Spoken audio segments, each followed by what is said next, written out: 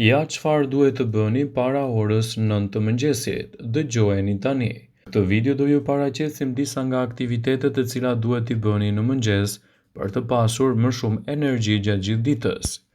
Zgjohuni herët në mëngjes. Nëse ju zgjoheni herët në mëngjes, do të angazhoheni në aktivitete të ndryshme fizike, të cilat ju bëjnë edhe më produktiv gjatë ditës. Pini ujë në mëngjes.